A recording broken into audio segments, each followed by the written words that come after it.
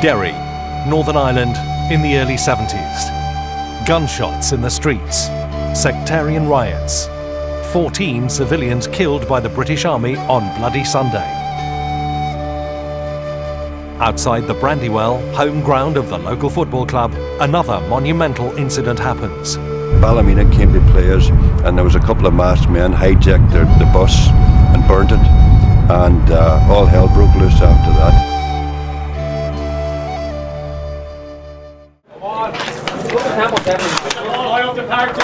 November 2008.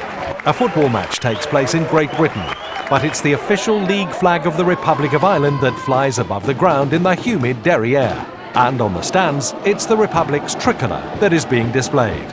This is the way it's been at Brandywell for more than 20 years. And it all started that day in the early 70s when the Ballymena bus was torched. No club would come here then, and Derry were forced to play all their games away from home, and it became unsustainable, and with the result that Derry gave the league an ultimatum that either we get back to Brandywell or else we're going to have to withdraw from the league.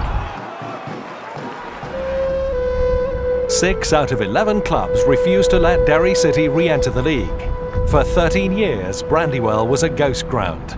We were heartbroken. We were heartbroken that there would be no more football in Derry City, no more senior football in Derry City. We were scared in case Derry City would die. Derry City are the heart of our community. We are Derry City, and Derry City are us. It's like losing your arm if you lost Derry City. Derry were knocking on the door year after year after year and getting refused readmission to the league.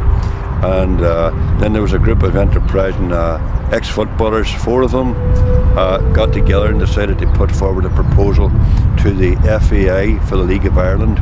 And then the word came through on the radio that Derry City had been accepted to apply for the League of Ireland, and we would be accepted into the First Division, provided that our ground was up to scratch, which we had no problem with, you know. And what did you do when you had found out? Well, we went for a drink.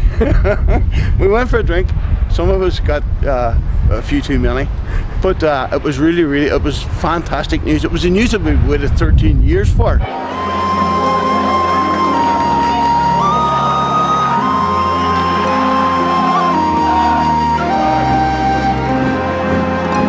Since 1985, Derry City has won the league in the Republic 2 times.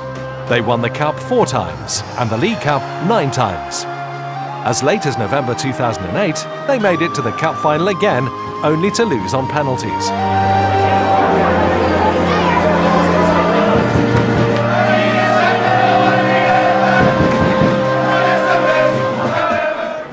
But somehow the city, and with it its club, continues to bleed even so many years after the Troubles. And certainly the proportion of fans who are Protestant is much, much lower than it was 30, 40, 50 years ago, and that's very sad.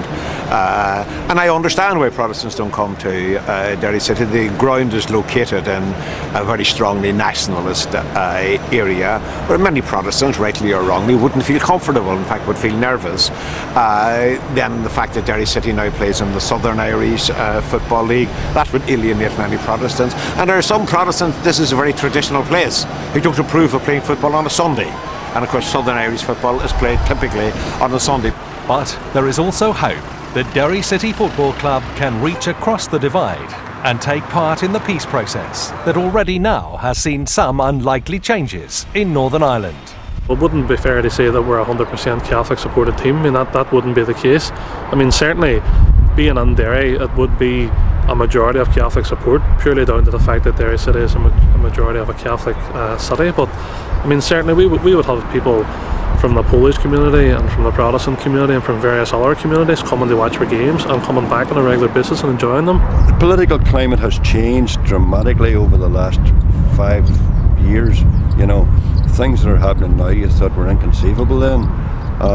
So I think possibly an All-Ireland League would be the next. We certainly would like to be involved in an All-Ireland competition, which would involve regular games against North compatriots. I would have no problem welcoming Linfield back on a regular basis to Brandywell, or Glentoran, or Cliftonville, or any of the northern teams. over the whole of Ireland when there's about 24 teams trying to be professional. It's just not big enough. The fan base isn't big enough. So I think economics in the end may push football north and south together, just as, quite likely, in the end, it will be economics that ends the Irish border and pushes the two parts of Ireland together. Once again, I think that the fate of Derry City Football Club will reflect and be bound up with sort of the fate of the island as a whole.